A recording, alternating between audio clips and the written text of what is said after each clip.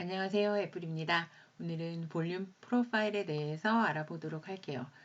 볼륨 프로파일은 매물대라고 생각하시면 돼요. 그래서 주가가 그 매물대 위에 있으면 그 매물대의 지지를 받고 매물대 아래쪽에 있으면 저항을 받는다고 생각하시면 돼요.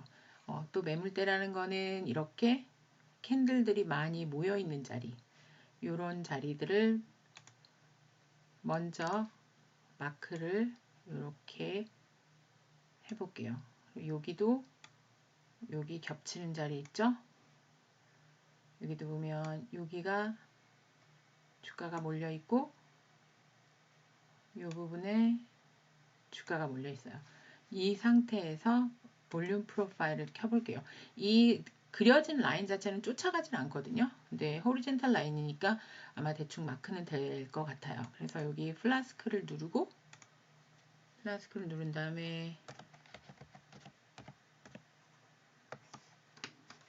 볼륨 프로파일 이거 누르고 Add Select, Apply, OK. 이렇게 해서 보시니까 어때요? 그 자리가 진짜 볼륨이 크게 지지를 받죠. 여기가 가장 캔들 수가 작은 자리니까 볼륨이 가장 작고 가장 캔들이 많은 자리, 이 아랫자리에 볼륨이 제일 많고 그 다음 이 자리, 그 다음 여기죠.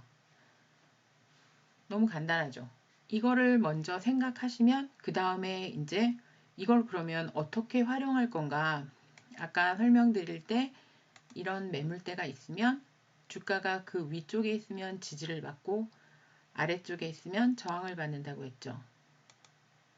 그러면 이걸 활용해서 차트가 이제 지금은 아무 선도 켜놓지 않은 상태이지만 뭐 보조지표를 보신다든지 채널이 얼만큼 파동이 얼만큼 상승을 했다가 상승을 마칠 건지 이제 이런 것들 예상한 주가가 어디까지 갈 거다.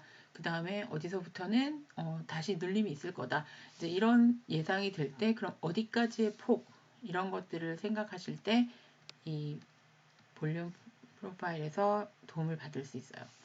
그러면 여기서 보시면 어쨌든 이 자리에서 지지를 한번 받을 수 있겠구나 라고 생각할 수 있죠. 그리고 이제 쭉 내리면 그러면 여기서부터 여기까지 이렇게 흘러내리나? 여기에서 또 지지를 받을 수 있겠죠. 그리고 나서 만약에 이 자리를 지키지 못하면 이 자리까지는 쉽게 흘러내릴 수 있구나 라고 생각할 수 있는데 여기서 딱 또 다른 한 가지 이렇게 빈 공간 있죠.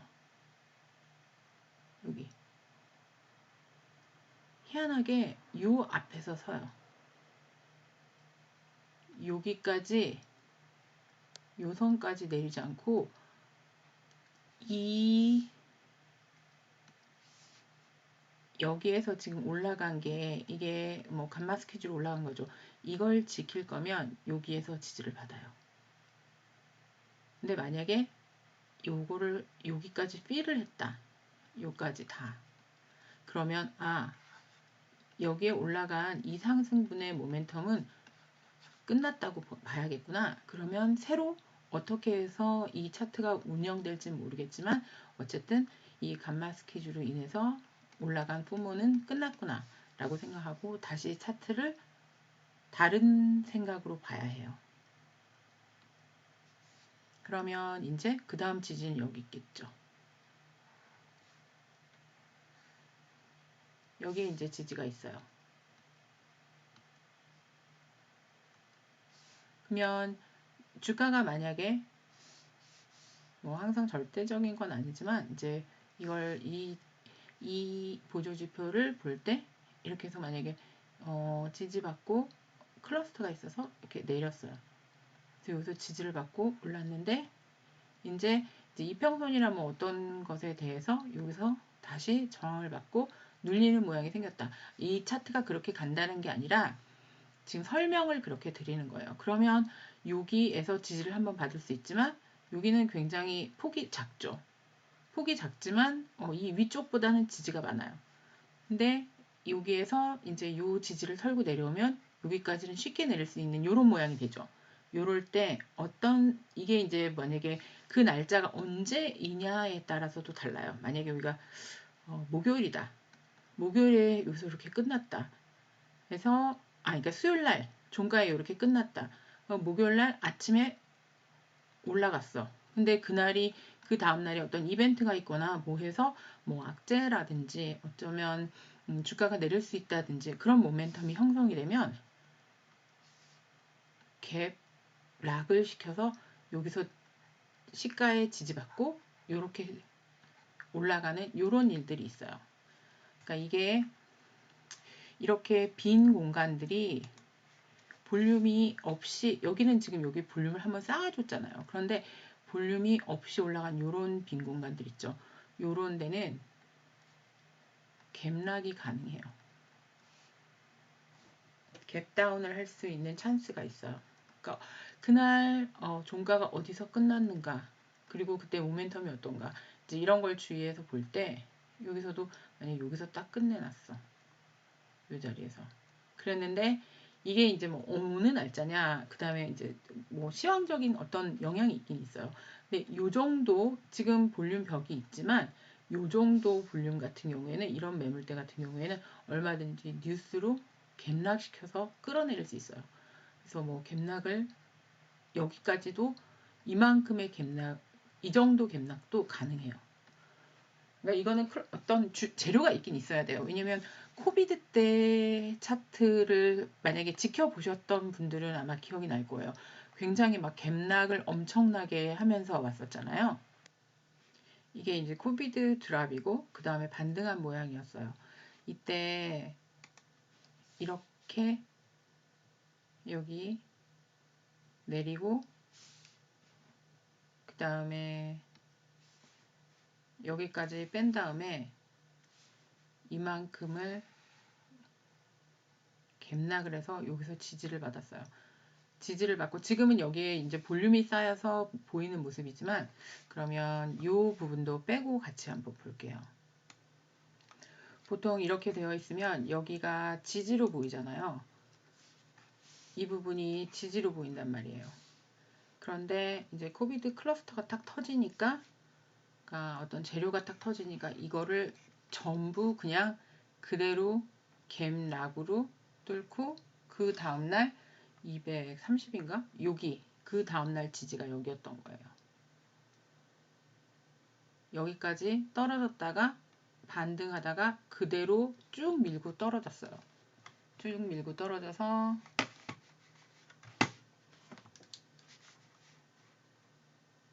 일단 잡혀지기는 220쯤에 잡혀졌던 것 같아요. 이쯤까지. 여기 그러니까 딱 여기에서 보면서 이제 재료가 있을 거야. 이제 숙제로 재료가 있을 엄청나게 큰 악재가 있어서 이 차트가 갭락으로 떨어질 수 있는데 그러면 이런 볼륨 지지대 같은 걸 다 무시하고 만약에 이 부분을 들고 그대로 들고 떨어질 거다. 그러면 어디서 잡아질 건가? 그러면 이럴 때 아까 설명드린 것처럼 그러니까 이 부분 있죠. 이 부분이 지켜지는가 아니면 이 부분까지 밀고 내리는가 요걸 봐야 돼요. 근데 만약에 여기까지 밀고 떨어졌다.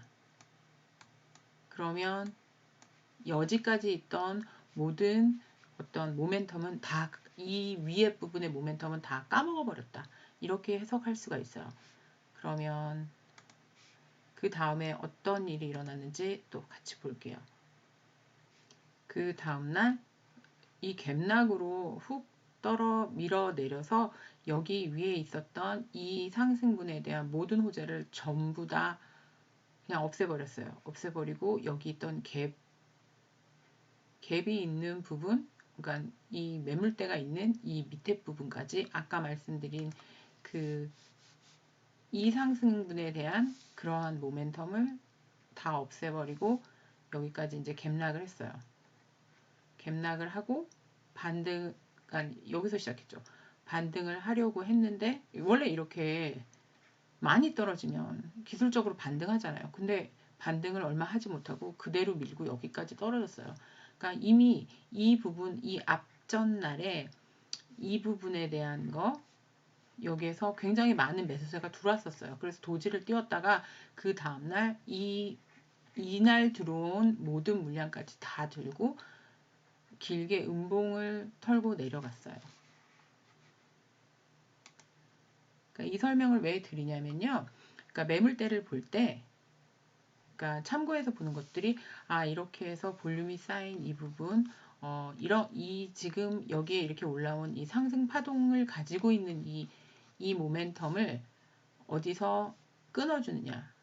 여기서 끊어주면 여기에서 반등을 한다고 생각하면 이 모멘텀을 그대로 지키고 있는 거야. 그런데 그렇지 않고 여기 비어 있는 공간 있죠. 그러니까 마켓 프로파일 거기에서 보면 이게 이제 푸어한 공간이에요. 이 푸어한 공간까지 전부 밀고 내려왔다 그러면 이 상승분에 대한 모멘텀은 다 이제 끝났다라고 일단은 생각을 하게 되는 거예요. 그리고 나서 이제 프리포를 하긴 했는데 하면서 한 번씩 이렇게 걸리면서 반등하고 다시 이렇게 반등한 자리를 보시면 다 이 매물대가 걸리는 자리들이에요. 여기 이렇게 보시면 여기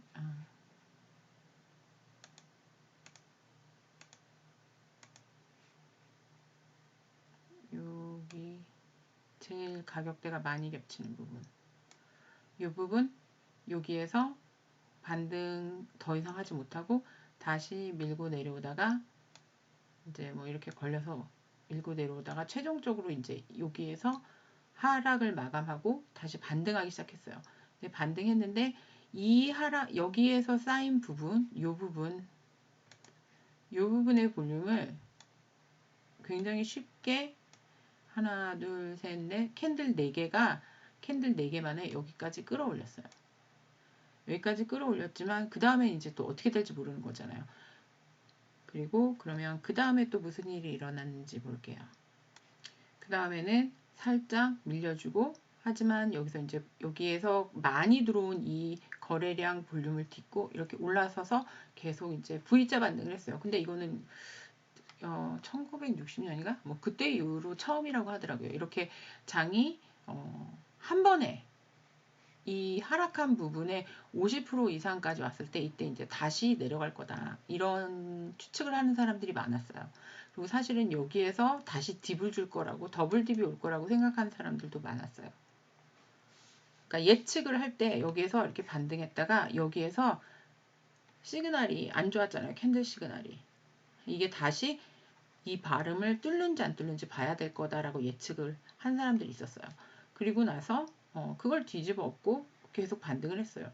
그래서 여기서 갖다 놨을 때 이쯤에서는 사실은 더블 딥이 올 거라고 생각하는 사람들이 이때 또 많았어요. 그래서 이때부터 올라가도 계속 들고 있질 못하고 불안해서 매도가 나오고 좀 오르면 매도가 나오고 좀 오르면 매도가 나오고 이제 그냥 내가 여기서 저점에서 매수한 거를 그냥 매도만 했으면 다행인데 이제 이걸 하방으로 베팅한 경우에 손해들을 굉장히 많이 보셨을 거예요. 물론 단타로 짧고 잘 빼고 나오신 분들은 괜찮았을 수 있겠지만 굉장히 많으신 분들이 빈손으로 있거나 이게 더블 딥이 온다 그래서 빈손으로 있거나 아니면 하방으로 베팅했다가 손해를 많이 본 그런 차트예요. 이게 누구에게는 기회가 될 수 있었지만 여기서 저점에서 사갖고 계속 쭉 끝까지 들고 있었던 사람이 많지 않을 거예요. 정말 아는 사람 빼고는. 그리고 나서 이제 계속 이제 상승을 했어요. 추세 자체가 완전히 사라졌어요. 그렇게 큰 조정을 겪었기 때문에 저가에 매수 들어온 세력들은 나가지 않고 계속 지키고 있었으면 굉장히 큰 이득을 볼 수 있었던 차트였어요. 근데 이제 그러면서 계속 그냥 올라온 게 아니라 이렇게 딥을 주면서 한 번씩 매수 찬스를 다시 주면서 이제 주가가 상승을 했어요. 이제 상승을 할 때마다 이렇게 조정을 하는 이런 구간을 통해서 거래가 많아지잖아요. 이렇게 캔들이 겹쳤다라는 건 거래가 많아졌다라는 거예요. 거래 볼륨이 쌓였고 그 거래 볼륨이 쌓였다는 건 이렇게 매물대가 형성이 된다는 거예요. 이 부분에서 매물대를 많이 쌓아놓고 이제 반등을 해서 여기까지 올랐을 땐 이게 이렇게 크지 않았겠죠. 뭐 이렇게 됐겠죠. 상승한 다음에 다시 딥 주면서 이 부분 겹치는 부분들에 매물대를 쌓고 또 올라왔어요. 또 올라오면서 이 부분이 또 매물대가 겹치죠. 이렇게 매물대가 겹치는 이 부분, 여기에서 이제 볼륨을 또 쌓고 이렇게 올라갔어요. 그런데 여기에서 보시면, 그러면 계속 사람들이 얘기하는 게, 아니 한 10% 이상의 조정이 와야 되는데 1년 동안 10% 이상 조정이 오지 않고 계속 쭉쭉쭉쭉 올라온 거예요. 작년 11월, 10월 뭐 그때 10% 정도 조정 주고는 계속 노이즈만 주고 주가는 계속 상승을 한 거예요. 그러면 이제 끝물이 아닌가, 테이퍼링도 한다는데 이제 불안한 상태가 되는 거죠. 그런데 이제 차트 자체를 보면 지금 굉장히 불리시가 하거든요. 불리시한데 내가 여기서 계속 지금 이쯤 여기는 매물대가 없죠. 매물대가 없어.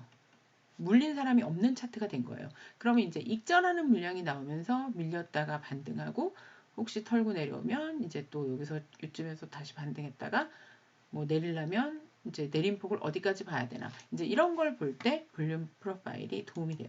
물론 코비드 같이 그런 어마무시한 재료가 있으면 이런 매물대가 이렇게 얄포리한 매물대는 이제 훅 쉽게 빠질 수 있다라는 건 이제 앞에서 아까 보여드렸죠. 그리고 제가 그때는 이제 쿼러로도 봤었어요. 이제 여기 타임 프레임에 가면 이걸 쿼러로 볼 수 있는 게 있어요. 여기에서 타임 피리어드를 쿼러로 하고 20년 뭐 그래서 이런 기준으로 이제 봤었어요. 근데 이 코비드 요때 이렇게 딥을 줄 때 이거를 여기까지 뺐었거든요.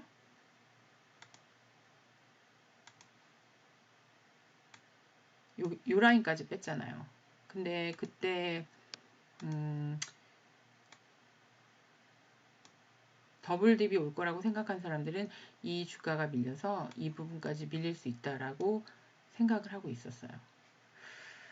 그래서 왜냐면 여기 이걸 이렇게 틀어서 보면 매물대가 여기 지금 거의 조정이 있었니? 조정 같은 거 없지 않았니? 하는 그런 느낌으로 파라볼릭으로 주가가 오른 셈이잖아요. 그렇기 때문에 딥이 오면 진짜 이 구간에 매물대 다 털고 여기까지 내려갈 수 있다 라고 본 사람들이 있었죠. 근데 가능하다라고 예측했고요. 여기까지도 올 수 있었죠. 가능하다라고 예측했지만 이제 차트를 보는 사람들이 한 가지 주의해야 될 게 뭐냐면, 차트를 볼 때 유연해야 돼요. 그래서 이 주가에 이때는 이제 유동성을 싣고 이만큼 올라간 거잖아요. 근데 유동성이 들어오든 무슨 실적이 좋든 어떤 장의 방향을 결정해 줄 수 있는 힘이 어떻게든지 들어왔을 때 차트를 딱 보고 얘는 여기까지 밀릴 거야, 더블 딥이 올 거야, 이제 이렇게 해갖고 자기 생각에 갇히는 순간 이제 실수를 하게 되고 손해를 보는 일이 생기게 돼요.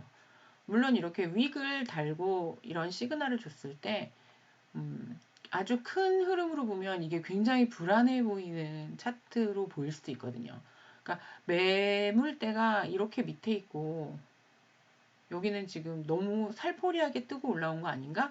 이제 이런 생각들을 하게 되죠. 그래서 차트를 볼 때는 이제 예측을 하고 방향이 틀어질 때마다 대응을 잘 할 수 있어야 해요. 지금 현재로 이렇게 딱 보면 아까 이제 설명드렸듯이 지금 이제 장 자체는 불리시에요. 차트 자체는 불리시고 이제 뭐 다른 이제 스파이나 다른 것까지 다 같이 봐서 설명드리는 건 제가 저번 주 주중에 올려드렸고요. 그래서 지금은 요 가격대를 기준으로 잡아서 이 가격대가 밀리느냐 안 밀리느냐에 따라서 결정을 해야겠다. 라는 생각을 하고 있고요. 만약에 이 가격대가 이제 뭐 계속 올라갈 수도 있지만 당연히, 하지만 이제 만약에 눌림폭이 왔을 때 이쯤에서는 눌림이 멈추고 다시 반등을 한번 할 수 있지 않을까. 그러니까 지금은 쫄 차트가 아니다. 하지만 이제 이렇게 오르는 길에 익절하는 게 좋죠. 그래서 이제 시그널이 이렇게 나와요. 시그널이 나오는데 보통 큰 폭으로 조정을 하려면 이 볼륨 프로파일에서는 이제 가격대를 추측할 수 있고요. 그 다음에 이제 내리려 하는 힘 강도를 생각하시려면 이제 DMI 차트나 RSI 이런 것들 참고해서 보시면서, 또 하나 캔들이 어떤 이제 캔들을 봐야 하는 거는요. 이런 바닥이나 이 꼭지에서 봐야 돼요. 시그널 때문에. 얼마나 밀리는가 혹은 캔들이 더 이상 상향으로 갈 수 있는 힘을 실은 캔들이 아니라 캔들 길이가 굉장히 짧아지는 그냥 버티는 캔들이 나오는가. 음봉이 크게 떨어지는가.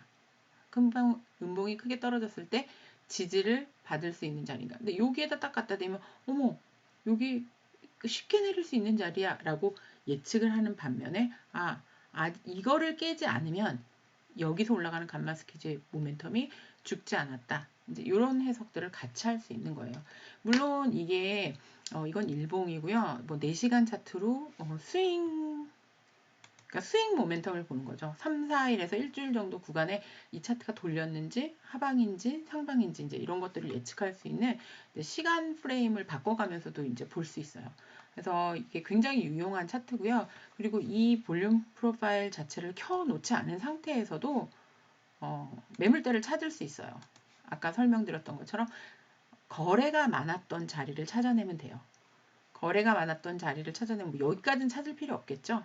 그러면 요 상방 여기서부터 요 레인지 안에서 이만큼의 레인지 안에서 이제 매물대를 이제 찾아서 그쯤에서는 이렇게 캔들을 보면 여기서 방향이 틀으려고 했다가 지킨 자리 그 자리를 보면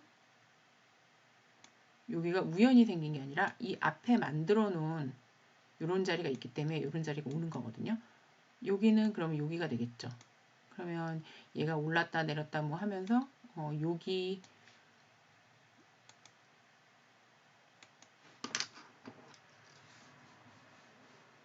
요 자리가 중요한 자리가 되겠고 그 다음 자리는 여기가 또 중요한 자리가 되겠구나. 이제 이런 예측을 할 수가 있어요. 말을 하다 보니까 또 영상이 너무 길어졌네요. 그래서 참고해 보시고요. 한번 적용을 해서 자기가 예측을 해보는 거예요. 여기서 이렇게 되면 이렇게 될 것 같아. 뭐 이런 예측 같은 거. 이제 짧은 차트로도 보고 1시간이나 30분 그리고 이제 4시간 이렇게 켜가면서 장중에 어떻게 차트가 어디서 걸리고 어디에서 반등하고 어디까지 걸릴 거라고 내가 예측을 했는데 그 자리를 뚫고 내려왔을 때는 그러면 이번 상승분이 이제 그 주제는 말고 손이 바뀐다고 하죠. 손이 바뀌거나 어떤 재료가 바뀌는 그런 순간이 오는 거구나. 이렇게 예측할 수 있을 것 같아요. 그러면 여기서 마칠게요. 물론 저는 파이낸셜 어드바이저가 아니고요. 아줌마. 그리고 차트를 보는 거 좋아하고 쉐어하는 거 좋아해서 쉐어한 거예요. 개인적인 그냥 제가 공부한 내용이고요. 참고가 되셨으면 좋겠어요. 고맙습니다.